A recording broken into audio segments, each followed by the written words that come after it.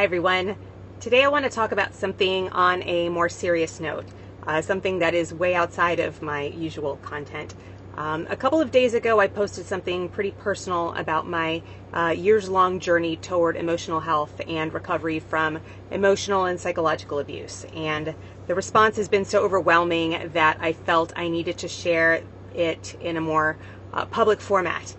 This is a subject that is very important to the disability community and particularly for disabled women. But it's rarely talked about, and I want to change that, and I want to help raise awareness about it. I think it is pretty well known that people with disabilities and wheelchair users in particular are more vulnerable to being physically and sexually abused. We are significantly more likely to become victims of domestic violence, and women with disabilities are 3 times as likely to be victims of sexual assault. But something that isn't talked about nearly as frequently is the emotional and psychological abuse that we often endure. And it's almost always at the hands of people that we trust the most. So what is emotional abuse? Basically, it's when someone tries to manipulate our feelings in order to get what they want from us, which can be money, attention, food, favors, physical intimacy, or pretty much anything else. It can also be a way to control or exert power and dominance, something that's standard for an abuser with narcissistic personality disorder, for example, or NPD. Emotional abuse can come from our parents, other family members, romantic partners, friends, caregivers, and even coworkers. Many times people who engage in emotional and psychological abuse have conditions like narcissistic personality disorder, borderline personality disorder, sociopathy, or even psychopathy. Some of these conditions are on a spectrum, meaning that they vary in severity from person to person, so generally no two people are alike. With NPD, for example, there are different variations, and it can be extremely difficult to detect, meaning that you may not realize you're being abused for months or even years or sometimes decades into your relationship with that person, whatever that relationship might be. If they're a family member, you can go your whole life without realizing that they are an abuser until you start getting some help. So what does emotional abuse look like? It can take a variety of forms to include lying about little things or big things, things that they don't even need to lie about. If they're a spouse or romantic partner, it can be cheating, which is often chronic. Gaslighting, which is when somebody tries to make you question your reality, tell you they did something when you know that they didn't, or did not do something when you know that they did. It makes you question your memory of events and often your sanity. It can be breadcrumbing, which is giving you little bits of attention and love and affection mixed in with long bouts of silence or emotional neglect, other types of abuse. It can be the silent treatment as a way to punish you for confronting them or calling them out on their behavior. It can be the withholding of attention, affection, or intimacy as a means of control or punishment. It can be guilt tripping as a way to make you do things for them. And when things start to get really bad, it can devolve into passive-aggressive behavior, calling you nasty names, putting you down, insulting you, making you feel unattractive or worthless. Now, psychological abuse is when they get into your head and manipulate your thought process as a form of control. With people with disabilities in particular, this can look like moving your medications around the house, moving your keys to make you think you lost them, moving your mobility equipment so they're out of your reach and you need their help or permission to use it, not bathing or feeding or dressing you properly or adequately, things like that. So why is emotional and psychological abuse, why is it so insidious and harmful? Fundamentally, because they're invisible. You can't see it. You will commonly find survivors of these types of abuse saying that they wish their partner had actually physically harmed them in some way, because at least that way there would be some physical evidence of the abuse that they could take to the police to press charges or to doctors to get some kind of medical report. There are multiple academic studies that show that emotional and psychological abuse can be even more harmful than physical abuse or sexual assault. It's impossible to prove in court, so victims often see no justice. It can be almost impossible for friends or family members to believe that you were abused because the majority of it happens behind closed doors. And, there is no tangible evidence of it happening. Unless you've been through it, it's really hard for people to understand that these types of abusers, that these types of people can and do exist in humanity. People who are literally neurologically incapable of true love, of loving, caring, or having any sort of empathy whatsoever for other people. And yes, that includes their own spouses and children, as tragic as that sounds. It's hard enough for non-disabled people to get out of situations with partners or family members or friends who are emotionally and psychologically abusive. It is significantly more difficult to escape these situations when you have a disability, especially when that's physical. Often you're physically and financially dependent on your abuser.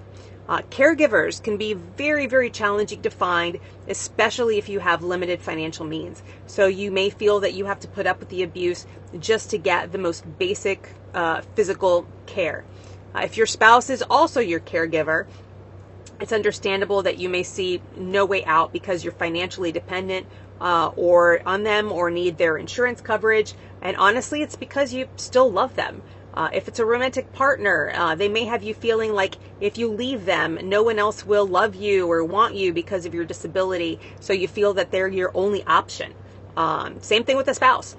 If it's a family member, others in the family may sweep things under the rug, may support them, turn a blind eye to the abuse because they want to keep the peace and don't want to dig up their own childhood traumas. And the same thing goes for abuse from friends in a social circle.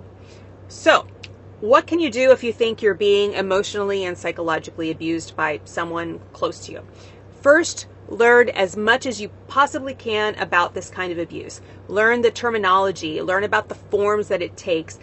Start journaling so you can document all the instances of abuse. This can include things like name calling, saying they would do things to help take care of you but never actually following up and doing them, catching them in lies, taking photos of objects that are important to you like medicine so you can prove where you left them, recording conversations if necessary so you can prove that certain things were said or not said. The next thing to do might be impossible. So I'm just saying this kind of from a textbook perspective. But it's critical if you are able to do it. You have to completely separate yourself from your abuser and go totally no contact by cutting off all means of communication. That means blocking them on your phone, on all forms of social media, on email, on everything. If they start engaging in stalking behaviors, which is very common with abusers that have NPD, get a Ring camera if you can afford it. And here's the almost impossible part. If it's a caregiver, that means firing them and engaging in the extremely difficult task of finding a new one. If it's a family member, it means cutting somebody out of your life who you thought for probably decades or most of your life that truly loved you and cared about you, and that can have really huge ripple effects on other family members. Now, all of that can be so devastating. If it's a spouse, it means contemplating divorce, which may not be possible if you rely on them for financial support or share children.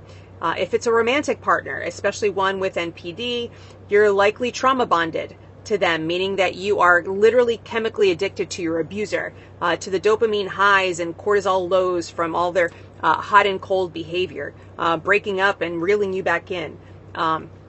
If it's a friend, you may already have a small social circle if you're significantly disabled and you're not able to leave the house very often, and making new friends can be really, really tough. Look, you didn't ask to find yourself in this position. It is awful. It is terrible. But I want you to know that you are not alone. There are a lot of us who have been through this process. Dealing with emotional and psychological abuse, especially if you have a disability, is virtually impossible to do on your own. It's also incredibly devastating to finally realize what you've been enduring for so long. That's why I strongly recommend finding a good counselor or therapist to help you work through these issues and start that recovery process. Although it might take a considerable amount of time, a couple of years for me, therapy can give you the strength to separate from your abuser, if logistically that's possible for you, and go completely no contact. If this isn't possible, then it can give you the tools and techniques to manage your situation with them and hopefully stay safe and minimize the damage that they're causing you. That being said, healing from emotional and psychological abuse comes with a whole different set of challenges. It can be very disheartening and isolating the more emotionally healthy you become, which sounds like a big contradiction. When you start healing, you start realizing how many people around you are emotionally unhealthy, toxic, are also abusive. You see a lot of red flags that you never saw before. Your circle of friends and trust becomes significantly smaller as you cut toxic people out of your life. Your abuser may be very popular or have a lot of support from your friends or family members. So if you tell your loved ones about the abuse, they may not believe you at all. And even if they do believe you, they may still continue to engage with your abuser the same as they did before, which can feel like a huge betrayal with every single instance of interaction with them or positive attention you give them, whether that's in person or online. People may view your caregivers or romantic partners or friends as really, really good people, as angels and saviors, because they help you and seem to care about you, making it more challenging to convince people of what happens to you behind closed doors. So in the disability community, and especially among women, the vast majority of instances of emotional and psychological abuse go unreported because there's no physical evidence, there's no bruising or no marks. So victims think nobody's going to believe them anyway. So why go through that stress? When victims do speak up, friends or family members may ask them why they stayed with a caregiver or partner or friendship for so long if the abuse was that bad. This is incredibly invalidating and can make the victim feel so much worse. The isolation that comes from the healing process can lead to depression and loneliness, and these are conditions that are already way too common in the disability community. Random things can trigger memories and complex PTSD symptoms for years or even decades, like songs or places or objects that remind victims of their abusers. You may have to upend significant aspects of your life in order to avoid these triggers. I know that all of this sounds incredibly disheartening and challenging. We are already so vulnerable and prime targets for this kind of abuse precisely because we have disabilities and are viewed as weak and easy to control or manipulate. I'm sharing this with all of you because I'm a survivor of narcissistic abuse at the hands of a parent, a former friend, and several romantic partners. I don't currently need a caregiver, but my disability has played a role in the abuse on several occasions. I realized with my last romantic partner that I had my own pattern that I needed to deal with so I could stop seeking out these people. I started therapy about 3.5 years ago to begin the recovery process, and it's been life-changing in the most positive and amazing way. I'm the happiest and most emotionally healthy that I've ever been. But it's also been the hardest thing that I've ever done in my entire life. It helped me a lot to talk about it with others, post about it on social media, and I've also written several articles about narcissistic abuse on Medium if you want to search for them under my name. I'm not a psychologist, I'm not a doctor, and I don't know if you can get out of your specific abusive situation. All I can do is provide you with some resources at the end of this video and try to help you identify and understand what you're going through and just let you know that you are not alone. I have been there. Countless others have been there. I see you, I understand you, I care about you, and I am here for you.